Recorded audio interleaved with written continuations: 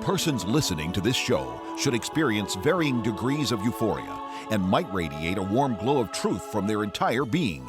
This phenomenon sometimes lasts hours after a typical brain massage.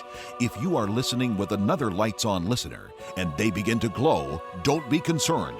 This is a phenomenon normally associated with Pastor Scheidbach's patented brain massage technique and merely means the truth has set them free. Dr. Jerry is on the attack. Liberty's friend and tyranny's foe. The heathen are raging and the battle for America is on. The devil beware. Dr. Scheidbach is on the air, deftly swinging the sword of the spirit, aimed at the heart of the dragon of lies, the prince of the power of the air. Stand by. The Brain Massage Show is about to blow your mind. Hello, I'm Dr. Scheidbach, pastor at the Lighthouse Baptist Church in Santa Maria, California, and your brain masseur. Get ready for your brain massage. Truth served here, flavored with delectable wit, succulent sagacity, luscious logic. A gourmet meal for the mind. I'm glad Rand Paul beat the bug and is as fiery as ever, opposing deep state tyranny. Good for him. Railed against the draconian lockdown. Interesting word, draconian. Sounds rather devilish. Sort of like Draculash. Anyway, it comes from an Athenian named Draco, a fellow who had a penchant for making laws that were notoriously harsh, excessively severe. I mean, that guy give you the death penalty for spitting on the sidewalk. Now, I must say the word has no known relationship to the name Dracula, except that the spirit of both, it appears, spawned from the dragon's lair.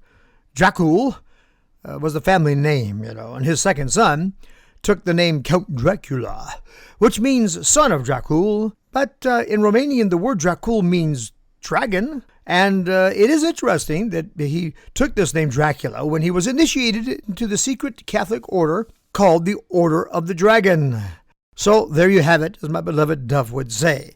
Thinking of the devil, House Democrats have voted to form a special investigative committee tasked to scrutinize the president's response to the anemic pandemic. I call it the anemic pandemic because of the irritating way this pandemic keeps not performing as they believed it would. Very disappointing to the liberals who are running this thing. I'm going to bring out some new news on the origin of this pandemic that will offer testimony to the grace of God. But yeah, they just can't get the numbers where they want them. Trump and Pence compelled Fauci and Burke to reveal the fact that they were going to count COVID deaths differently from the way they've ever tracked deaths by flus in the past. Now they will attribute death to COVID, regardless of whether the patient actually died of COVID, so long as they tested positive before they died. But apparently that did not produce the results they wanted. They sent out a notice to doctors advising them it was okay to put COVID as a cause of death, even if the patient might have tested positive. They keep manipulating the numbers and the doctors to get the death count as high as they can, but there is one number they got. There's one big number they did achieve, and it's 27 million people out of work. And not because there aren't enough jobs to go around, but because of a flu that kills 2% of those infected. Pretty powerful little bug, eh? Did you hear that Barr is inching ever closer to indictments? Make no mistake, one of the angles I think these guys are playing is to keep Trump busy with other things so he can't steer resources toward getting the swamp creatures. But have faith, all things work together for good. For example, newly declassified documents show John Kerry's State Department spread the Russia collusion virus narrative. We're seeing more and more exposure of the Democrat left. The liberal view, economic hardship, that doesn't equal death. You've got to be kidding me. My friend, we live in a world where people die every day, and we just go ahead and risk living it. 7,775 people die every day. 58,000 die of alcohol-related causes every year. 16 to 30,000, and actually it's more than that, die from flu every year, and that's before COVID showed up. I can go on and on. These people are smothering us with their oppressive protection, but they don't feel it, Really, Cuomo doesn't feel the oppression because, well, he's the oppressor. And the oppressor never feels the loss of freedom or liberty that he imposes on everyone else, like his lying brother on CNN, Self-imposed quarantine. What a joke. What a fake. Perfect for CNN.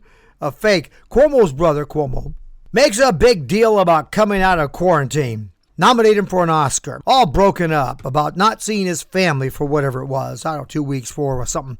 Turns out the guy was traveling about, visiting his vacation home a few miles away. Oh, yeah. All proven stuff. And they're all like this, you know. They sit in their matches eating their $13 a pint ice cream with their paycheck coming in from us, by the way, and their insider trading millions that back them up. Pelosi, while refusing to go to Washington and pass a relief bill for the small businesses being devastated by their oppressive, smothering protection pretense.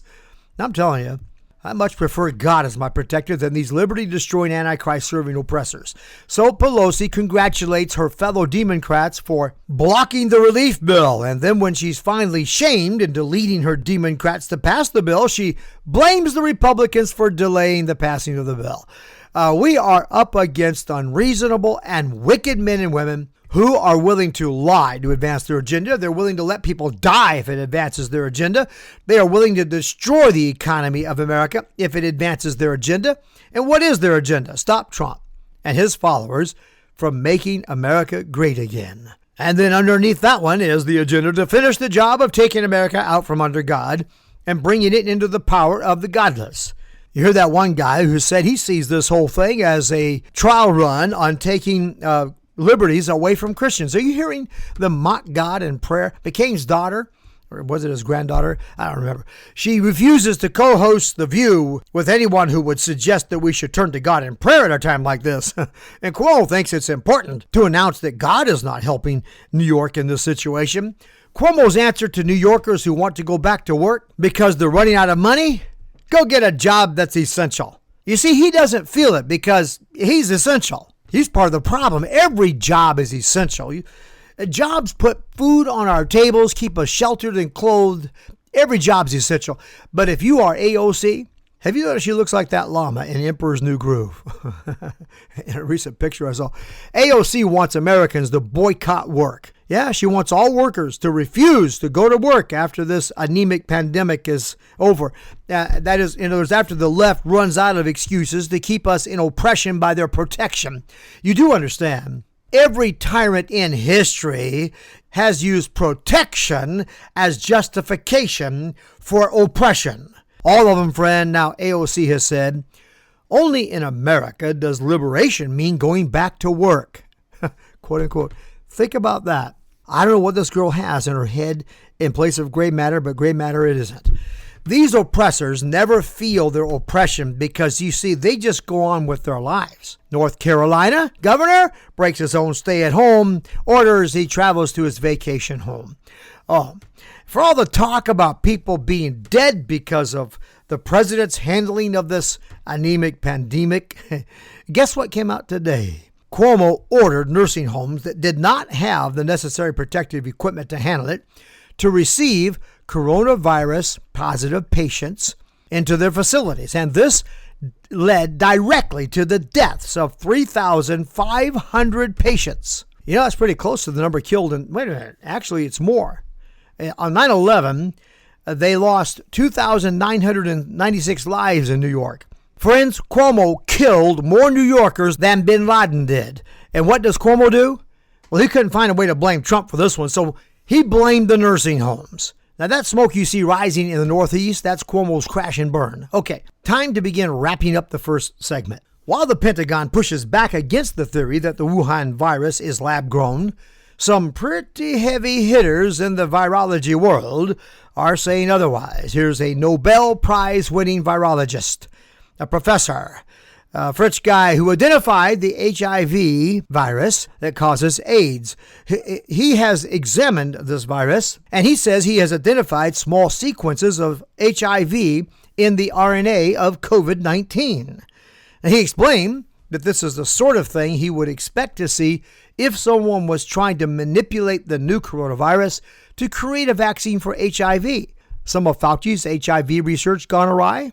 The Nobel Prize-winning professor is Luc Montagnier. He insists that an increasing number of other researchers are coming to the same conclusion. He also said there is increasing pressure to quash these scientists and compel them to support the narrative that it was a naturally occurring virus, not one that was manipulated. Well, for one, the evidence that the pandemic originated in, or from, I should say, a Wuhan lab is fast becoming incontrovertible. An Indian virologist, Bhattar, has been researching this whole business, and he found an article in Nature magazine published in 2015 stating that this virus was being developed from a bat coronavirus in the University of North Carolina, Chapel Hills in 2015, and that is after a 2014 moratorium forbidding such research was put in place by the government, interfering with Fauci's continued research on this virus. It's called chimeric research. The idea is they modify a virus genetically in order to gain function research or something like this, and that is to make it more resilient and virulent. And that's what was going on in 2014, that the government put the kibosh on it. But then when that moratorium began to interfere with work being done with this virus, NIH head Dr. Fauci, it is believed, arranged to have it sent to Wuhan, China to continue the work. Now, we don't know if he did it. Someone in his organization did it. We're not sure about that. But anyway, Obama, interestingly, approved sending $3.7 million to Wuhan labs at about the same time. Dr. Fauci predicted a pandemic would occur in Trump's presidency, and that's just weird, man. The guy is psychic. He said it would hit in 2018 or 2019. Wow. Gene Dixon, eat your heart out. And why is Fauci so opposed to hydroxychloroquine? Why is he balking at the use of this drug when Dr. Fauci, quote, cheered use of hydroxychloroquine in treating MERS back in 2013, and quote, it was not dangerous to people then? What reason would they have to oppose use of a drug that has proven effective in treating this disease when they felt comfortable using it to treat another flu? And why are they beginning to come up with fake studies to discourage use of this drug? What is going on here? A fake news report has surfaced citing a study that proves it is dangerous, right? Hydroxychloroquine. An AP report reveals that a Virginia study, quote, concluded hydroxychloroquine is of no use treating COVID-19 and actually causes more deaths than standard care, end quote. What? As per usual, you just have to wait a little while for the truth to come up behind it. And as per usual, a caveat was forced from these people to admit that, quote, the findings should not be viewed as definitive because the analysis does not adjust for patients' clinical status and showed that hydroxychloroquine alone was provided to Virginia's sickest COVID-19 patients. What do you know about that? From the beginning, doctors knew neither this nor any other drug would cure something in its advanced stages, not like this flu, and there was no consideration given for the patient's underlying conditions or age. But the media totally ignore the substantiated studies that show the drug is very effective in treating this flu when it's used properly and early. I go back and forth with Fauci, but I'm beginning to go back more than forth lately. Now, add to all of this the plan to pump up the death numbers. You've heard all that, I'm sure. No? You're kidding me. Well, let's start with the announcement I heard Fauci and Burke make myself, explaining why they were going to count COVID-19 deaths differently from how they've counted swine flu and any other flu death. Okay? They wanted to ensure they had, in the end, an accurate count of the number of people who contracted the disease. And their view, if someone had the disease, but they were diagnosed as having died from another cause, then the presence of COVID-19 would have been masked in the records. So just put a checkbox somewhere on the form, on the death certificate, that says, by the way, this guy who died of liver disease did test positive for COVID-19. Give me a break. Yeah, but then it comes out that health departments are circulating instructions to doctors, encouraging them to report COVID-19 as cause of death, even if the person had not tested positive for the disease, but were in a category that made it likely or very likely that they had contracted it or been exposed to it. This is getting really weird and really very sick. And what about this? An ICU ER doctor was censored recently because he objected to intubating patients before all other options were attempted. Another new way to do things. Used to, doctors would avoid intubation because it creates a lot of problems. They would try other avenues of care first. But now they want to intubate before they've even tried other less dangerous or intrusive forms of care. Why? If a patient has breathing problems, respiratory problems, they usually want to try CPAP or CPAP first, which is continuous positive airway pressure, or BiPAP, bi-level positive airway pressure. Very similar, little different approach. These are non-invasive and preferred to intubation, which, by the way, is a step in preparation for the patient to be placed on a ventilator. Now, why are these things being done? I suppose they would have some medical mumbo-jumbo, and I probably wouldn't question it because, friend, I'm not a doctor. I don't understand all this. But when a doctor who deals with this sort of thing is on the scene and he's questioning what's going on here, it makes me wonder. So, my friend, you see, you've just got to wonder.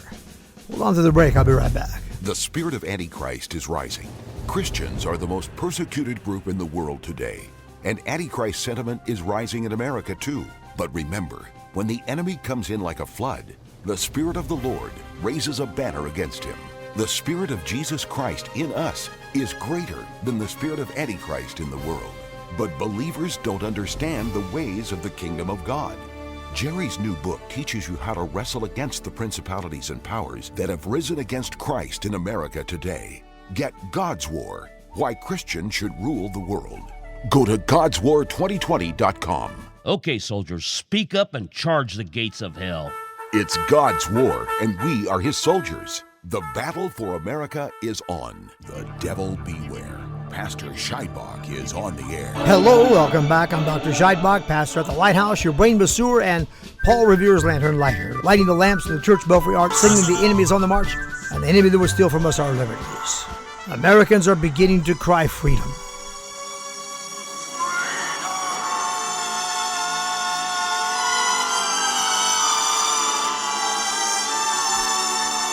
That's Mel Gibson playing William Wallace in Braveheart. William Wallace is a legend in Scotland for his passion for liberty. That spirit infuses the American soul. At least those who have not had it taught out of them in our liberal indoctrination and re-education institutions called public education. Real Americans value liberty above life. It's in our DNA, man. I read somewhere that there are only two people in this world who have willingly laid down their lives to set others free: Jesus Christ and the American soldier. I knew it would not be too long before Americans began to chafe at the stay-at-home order and begin to become suspicious they're being manipulated by politicians into panic so they can justify keeping perfectly healthy people under virtual house arrest. It's just getting obvious, is it not?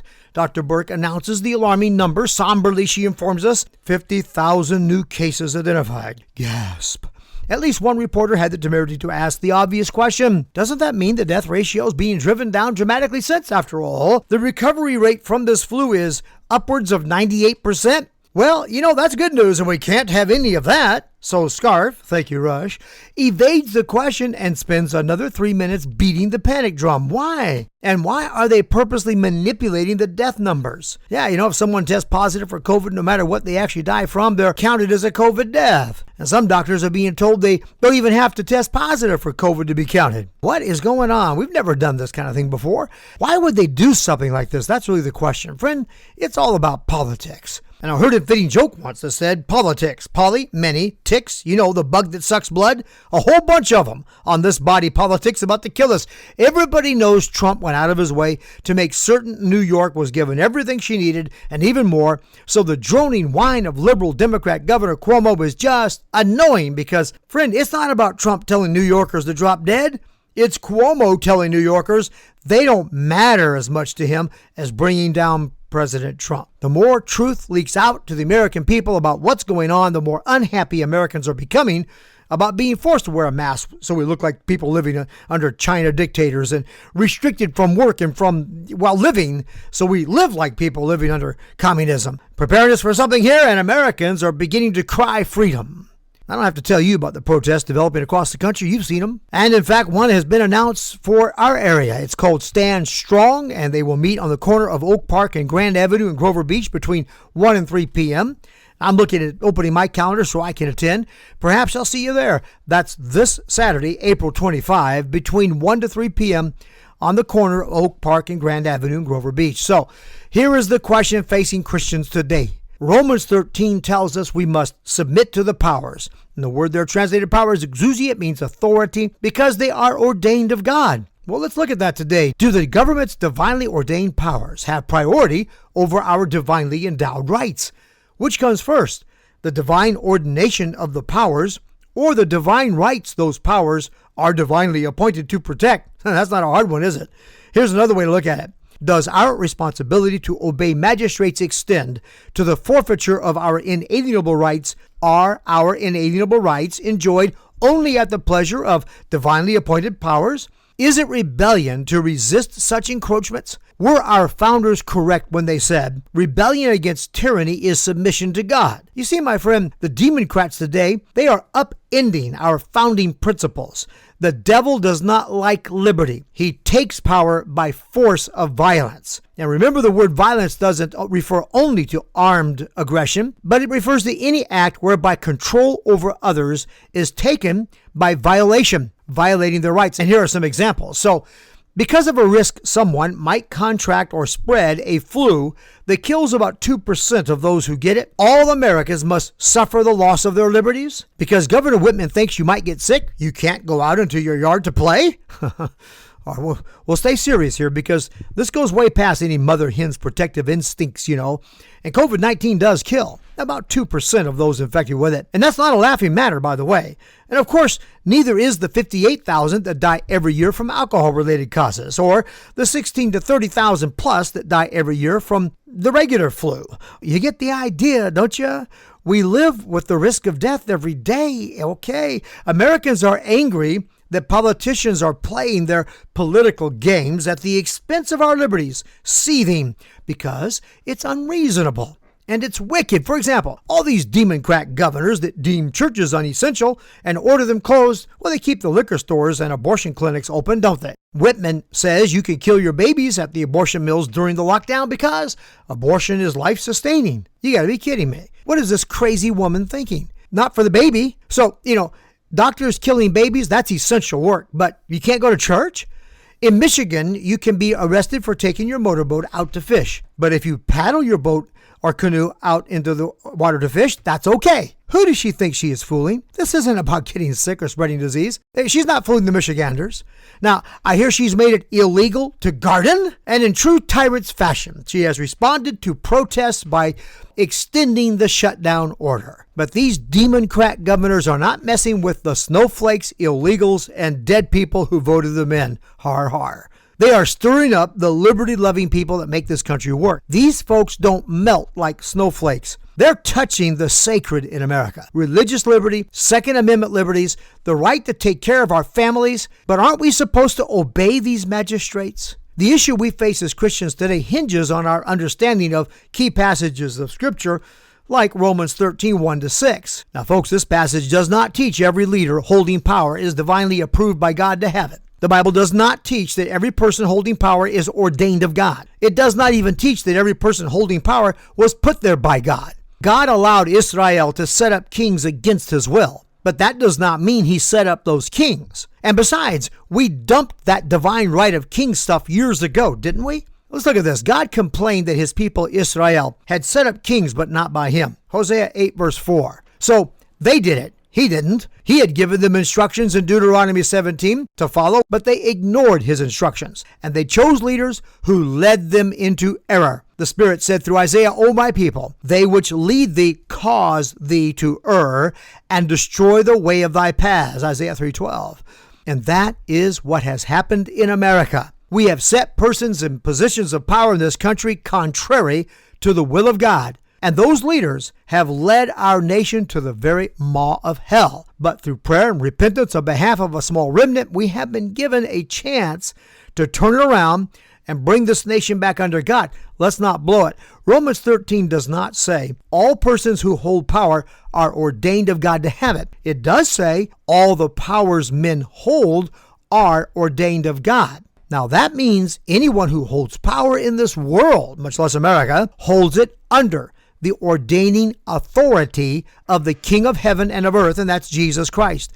Any ruler that uses the ordained power in defiance of its ordaining authority has exceeded his authority and forfeits any claim to divine support for his or her actions. That's why Peter and John said to the authorities that forbade them to preach in Jesus' name, "We will obey God rather than men." According to Romans 13, God ordained the powers for a specific purpose, and that is to reward the righteous and punish the wicked. This gives government the power to use force to execute judgment on evildoers. However, the word evil has to be understood within the context of the same book where we find Romans 13, the Bible. And that means using the divinely appointed power of government to facilitate a transgendered man to dress salaciously and writhe about in front of a 10-year-old little girl is exactly the opposite of what God ordained government to protect. God intended the powers should protect the innocence of that precious young girl and punish the evil of that wicked man, girl, whatever. Romans 13 tells us God has given his divinely appointed power, the sword, and expressly tells us that it is to be used to execute wrath upon evildoers. It is nowhere said to be appointed for the execution of wrath of the anti-Christian believer upon God-fearing patriotic Christians living peaceably, honestly, and godly, but rather it's to be used against the evildoers, whether they be believers or unbelievers. Romans 13 does not teach we are supposed to let usurpers take the power of government by violence and then use it contrary to the overarching ordaining authority of God. And by the way, to take violence certainly includes things like the Boxer or the Bolshevik Revolution or that nonsense that went on in France during theirs. My friend, the words violence and violation come from the same root. When Democrats steal an election by voter fraud, they are taking power by violence. So, to answer the questions I posed earlier, do government's divinely ordained powers have priority over our divinely endowed rights? Answer, no. Which comes first, the divine ordination of the powers or the divine rights those powers are divinely appointed to protect? Oh, that's too easy. It's obvious. Our divinely appointed natural rights bequeathed to us by our Creator at creation come before any divinely appointed authority instituted to protect those rights. Does our responsibility to obey magistrates extend to the forfeiture of our inalienable rights to the divinely appointed powers? Absolutely not. Are our inalienable rights enjoyed only at the pleasure of divinely appointed powers? No way. Is it rebellion to resist such encroachments? No. In fact, it is our patriotic and biblical duty. For our founders were correct when they said, rebellion against tyranny is submission to God. You really need to read God's War. It's a game changer. More than one pastor who's heard the God's War message has said to me, that's a game changer, preacher. It's a paradigm shift. You need to go to godswar2020.com and you'll learn all about this. It's not new doctrine. It's a return to a proper biblical perspective on the rise and fall of nations, of the cosmic drama in the conflict between good and evil. And for the well-studied pastor, my friend, here's a book that reconciles Reformed and dispensational eschatology like none other you've ever read. I've lit the lamps in the church belfry arch. Now you let me know you see them. It's lights on if you agree, lights off if you don't. Call 1-805-314-2114 and leave me a message on our listener response hotline or go to our website. Now I'm directing you to our landing page for God's War. Go to godswar2020.com.